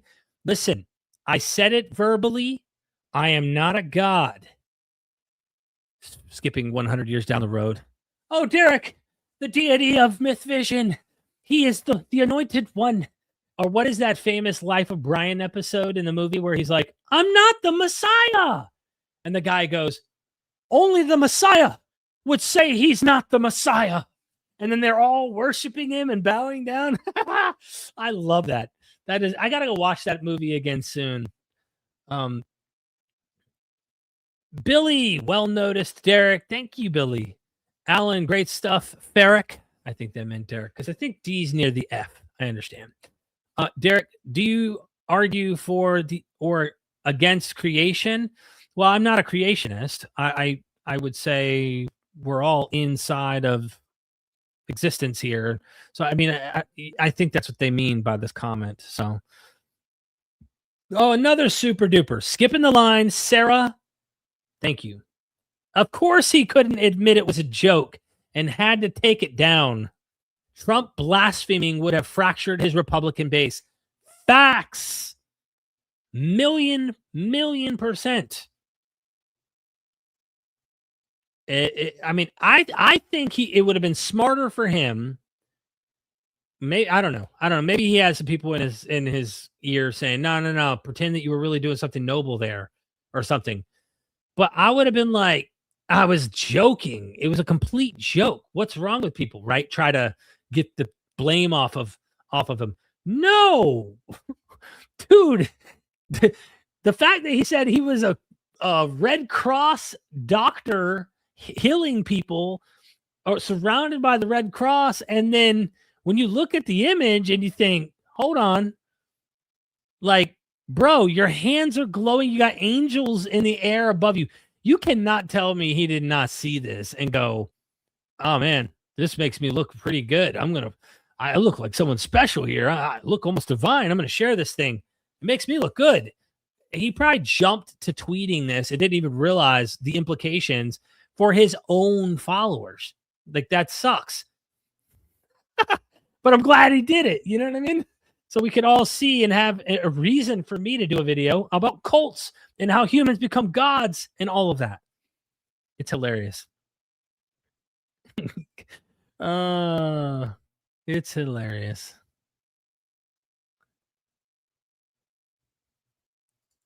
Thank you, Billy. Solera, good to see you too. Good to see you, Solera. Oh, it is hauntingly hilarious. Absolutely. This one is to me. But you know what's not hilarious though? On a serious note, and why I felt like doing this video too is like, when I thought about what he did, immediately I remember doing a documentary I did. I called it Gardeners of the Gods, but it's actually like a deep Mesopotamian trail that takes you to this older tablet that is that shows like an older, what looks like an Adam and Eve sill. George Smith said this back in the 1850s, but modern scholars say it looks like a common fertility banquet scene. And this took me way back in, and I saw Naram Sin and his hubris. And when I thought about Naram Sin's hubris, and I thought about where he was when he declared himself of God, he was in the very lands that wars happen right now today. It's the same shit happening, right? Same cycle. It's obviously in Iraq, a little further west, but In that same territory of the world, we had a God man declare himself a God man as a king, as a leader of a nation, and he had failure, and the people suffered for that. On all ends, people suffer for this, right? And I think about what's going on right now, and I'm like, when are we going to somehow get to a place where we're not doing this anymore? We need to figure. I don't know what the hell we're going to do. I don't know what humans, what we need to do as humans. But I thought about that, and I was just like, damn. The very same region of the world where the first Mesopotamian king self-deifies himself, and of course ends up getting mocked for thousands of years to come through the poetry of them condemning him because he claimed to be a god and did some destructive things to the gods. That was like, so it's sad, but it's funny how silly his defense was on TV. But it's sad to know what's still going on in humanity, and will we get out of this? Will we grow out of this? Can we get out of this? Can we please, for once, try to break free of the shackles of the system that we've been prisoned to for so long? I think we should try new things. We need new things. We need to do stuff differently. It's not working. When you see wars happening all the freaking time, I feel like something's got to give. DJ Wilkins in the house. For those who don't know, DJ shared his testimony on MythVision last month. Last month? This month? How late are we into this month? Let me look on. Hold on. Calendar here. DJ, you shared your testimony. Yeah, last month. End of last month on the 30th. Go check out his interview. Based on the books, believe we'll be getting a de-deification in Dune Part 3. Ooh, that's interesting. A damnatio memori, the same thing they did to the emperors like Caligula. That'll be really cool. I can't wait to see that. Oh, man. It's sad. It is sad. It is sad. Bakken, thank you so much for that super chat. Big reveal. I'm going to include the Butler ear event. I'm going to have Trump be born again, virgin, when gets up. Ear diapers will be a sign of chastity. Dude, I won't be shocked if he's already deified in like a polytheistic system somewhere in the world right now, like where they have mini gods. He's probably already a god to some. And we see it through the AI image produced by followers of his in America that he's seen in godly proportions. It is kind of funny psychologically how the worldview of Abrahamic faith being one God, right? They're supposed to believe in one God. Now they sneak in the Trinity, in my opinion, but it's a strange 3-in-1 kind of thing I think that they have. Nonetheless, that's not what I'm trying to dispute here. I'm trying to point out that how you have one God and then yet you have saints, right? That get like close, like very important saintly figures. They're like, they become deified. They're super significant. Or look at what's going on with Donald Trump, right? How they're deifying him. The fact that they would make something like that and see him through the symbology of Jesus Christ that way is odd. And then what was really the icing on the cake for me, any Catholics out there, don't be mad at me, but I'm just going to keep it real. You have a pope who I think is also standing on business in terms of being against the war, which proud of him for that. And standing up against to a complete dictator, proud of him for that. But I think what is significant about this is that this guy is supposed to be the vicar. He's supposed to be Christ on earth. And he's, even though supposed to be humble in this office, is seen in this this deified status, so to speak. He is definitely held in this hierarchical system that we still have perpetrating, that keeps going on. And I think to myself, he's kind of Jesus on earth in some situations. So I find that interesting. Kind of like maybe North Korea has about the dead emperor who's still alive and they worship him today, but his sons are like him in the flesh or something. Like it makes me think like all this stuff's strange. Humans are just, Very, very strange creatures, you know.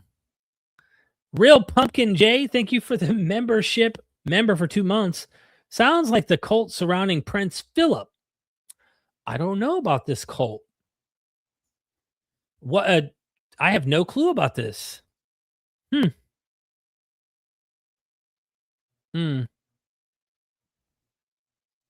don't know, Real Pumpkin. I'm going to have to look into this Prince Philip stuff. Thank you so much for that, being a member here. Everybody, I'm going to go get some dinner now. I really appreciate you tuning in. I hope this video is good. And, you know, I don't know. I just hope more people wake up and at least see it and back off. Get out of it. Get out of it while you can. I love y'all. I'm going to get out of here. Until next time, never forget, we are MythVision. Son, do you want to know what the truth is? After this, there's no turning back. You take the blue pill and you wake up in your bed and believe whatever you want to. You take the red pill and you stay in Wonderland, and I show you just how deep the rabbit hole goes. Remember, all I'm offering is the truth, nothing more.